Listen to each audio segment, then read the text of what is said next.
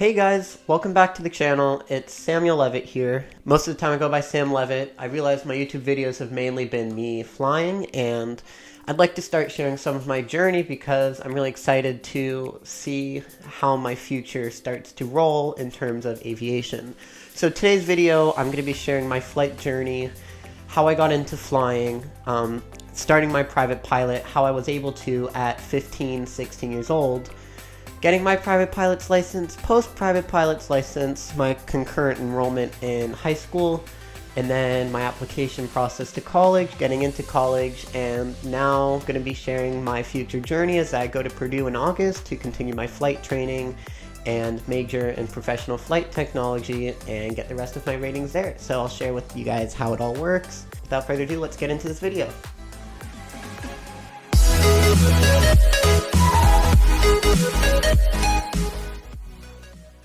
So it all started my freshman or sophomore year of high school when I've got an older sister who's like 2 grades above me, and my dad told her to start looking at what she wants to do for college, and whatever she wanted to do, I wanted to do. So I was like, okay, I guess I'll look too. So my freshman year, actually, I started looking and I was like, well, what do I want to do? And I've always lived next to Santa Monica Airport, and I've always known like, oh, I love airplanes, but I never realized like it's a career. Still blows me away, like you can get paid to fly.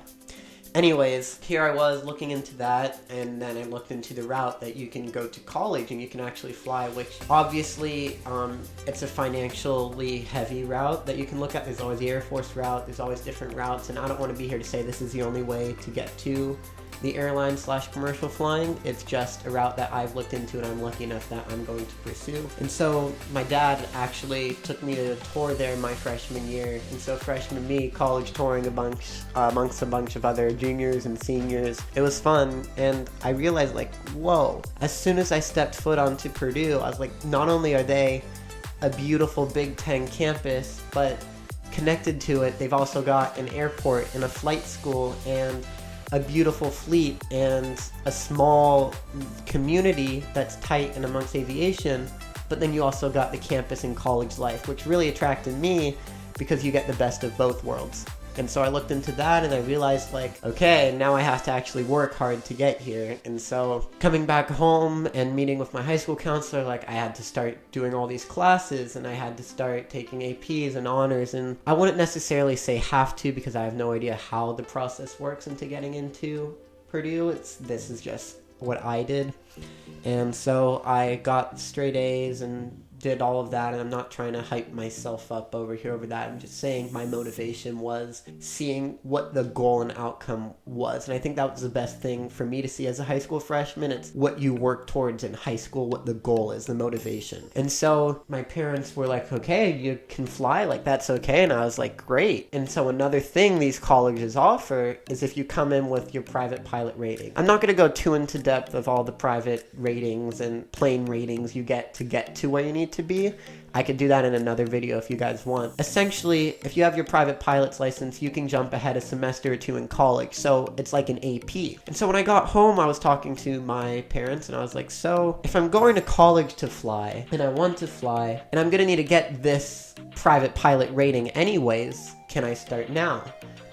And it took a few months, couple semesters of convincing, and it actually wasn't until May of 2020 that my parents finally let me take an intro flight. And from there on, I sat and I did the work, and not only stayed in all my classes in high school, but on the side I continued to read the FAR-AIM and the PHAC and the AFH. And when I did my flight lessons, I went up there and I did the maneuvers and chair flew here at home. Simulators really helped. That helped me with getting to understand things like ATC, to understanding things in the cockpit that you don't really grasp when you're up in the plane, because you never really want to learn in the plane. You want to learn as much as you can on the ground to apply it once you're in the plane. I'm not an instructor, so don't take my word for it, but that's how I found it helpful. And so I never really found myself redoing any of the lessons. It's like we did steep turns one day, never had to do it again until we reviewed for the check ride. As you also see from my flight videos, I GoPro all my videos, so that really helps move along the process. I definitely recommend that just for the sake of being able to rewatch, because as I said, there are some things like your instructor will tell you in the cockpit that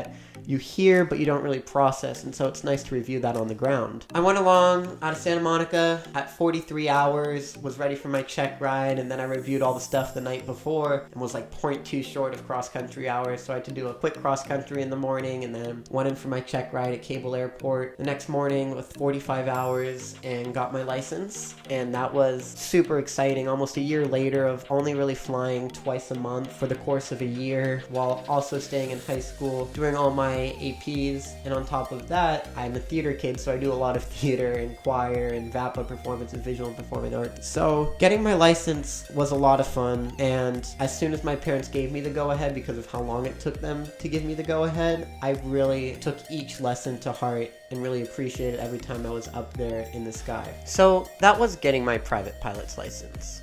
Now, after that, I kind of seemed it unfair for my parents or anyone really to pay for me to fly with a private pilot's license, because it's a really big privilege. It's like, I don't need somebody to pay for me to like fly and go get lunch in San Diego or fly to San Luis Obispo just for fun, because one, aviation is very costly, and two, it's kind of a privilege. Education versus luxury. And I didn't really want anyone to pay for the luxury side of things. So I had to start finding ways to make money to pay for flying. So I quickly got close with my flight school and would wash planes, for instance, and work the flight line one summer and would refuel planes and taxi around the airport with planes behind me, towing them to the wash rack. And I would get paid in flight credit there, which really helped. I also found other ways of working like short-term gigs for an event production company, which I found really fun. Just any way I could find a way to incorporate my skills and what I love, and then use that money not for going out, but instead for flying, because any way to get in the air. Another cool thing post-private that I did is I networked. I didn't realize how important networking was until after I got my private pilot's license, because you start to meet so many people that love aviation. The aviation community is so beautiful because everyone around you wants you to love it just as much as they do. And everyone I've met since I started flying has been super helpful and giving and caring, whether it's going up and they want to take you flying, or splitting the flight costs, or just wanting to talk to you about aviation. It's really a beautiful thing, the community. I started by reaching out to just the person that runs my flight school's Instagram, Santa Monica Flyers. Go hit them up. And she was super sweet, and she would introduce me to her friends and their friends, their friends. And from there, I made a whole community of people that you start to care for and they care for you. And even though I'm 18 and my friends are all older than me, it's really a tight-knit community that I really enjoy. And you start to go and hang out with them and get dinner with them and talk about things other than aviation. And so you have those friends and people that want to be there for you. And you never know how far down the road, like, you'll run into them and they'll help you out in aviation. And so with the new people that you meet, you can start going on flight adventures with them, whether it is going down to San Diego for lunch with them. But when you split the flight costs, you get more hours, you get more time in the sky, whether or not you're logging or not. There are rules in the FAR-AM that can tell you about logging, with safety pilot being under the hood. I've flown with many people in the Cessna, the Archer, out of another flight school. It's been a lot of fun, and you get to meet people, and you may not be flying as much post-private, but you start to make these connections, and any way to get in the air, even if you're not logging the time, finding a way to be around the airport or an airplane or a pilot, I've found key, and I've really enjoyed in my free time. I go to school during the week, and I'm looking forward to the weekend for the next time I can fly, the next time I can hang out with this flight person. And then you get to see these people, your mentors, go on and get new jobs. I've had a close friend go from flying King Airs out of Hawthorne to now he's flying Gulfstreams, and you get to see them do what you idolize and what you see yourself doing in the future. And I think that's really beautiful, because you have these mentors to show you, once again, the goal you're working for. Because freshman me saw why I'm working hard in high school, and now senior me is seeing how to continue the rest of the ratings and what the end goal is, and it's really exciting. So that was after my private pilot journey, and it has been really amazing. Definitely check out my Instagram, Sam Levitt Flies. It shows you just how much I love being in the sky. And another one of my favorite things about aviation, other than the people in the community, are the views. The sunsets and the views, and what you get to experience and the perspective you get as soon as you take off is breathtaking. Like, I love it so much, which gets into how I then continued my journey from high school to applying and getting into Purdue. My junior year, the time came around. Because of the pandemic, I unfortunately or luckily did not have to take the SAT or ACT. So that meant my application relied heavily on my grades and my essays and my extracurriculars. Now, like I said, I've done a lot of theater. I've already had my private pilot license. I do a lot of work, whether it's at my flight school on the flight line or for this event short-term production company doing the little gigs I can get here and there. So I have that behind me. I worked for the good grades because of my freshman self being able to see why I had to get good grades. And then it came time to writing the essay. And in my essay, I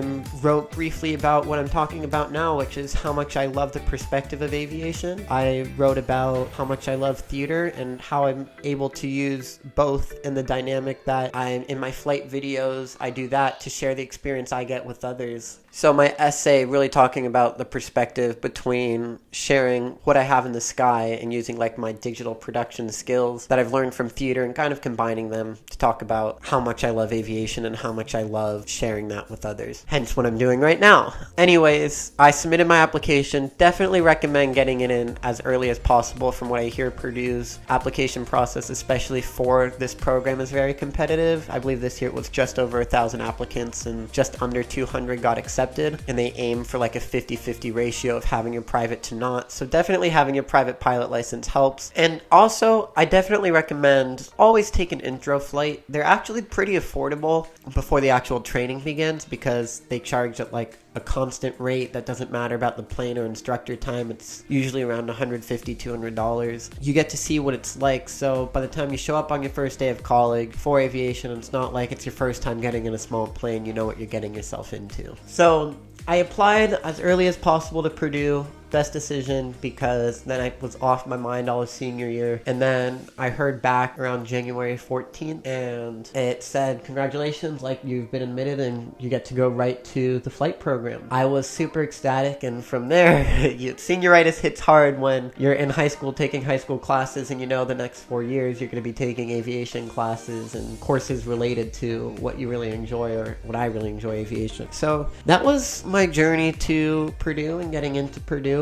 And I really can't wait to be flying with them. I was recently there for Accepted Students Day. I saw the Purdue Aviation Day, which is like a fly-in. They have airlines there, pilots. It's like a mini Oshkosh in a sense, and that was really fun.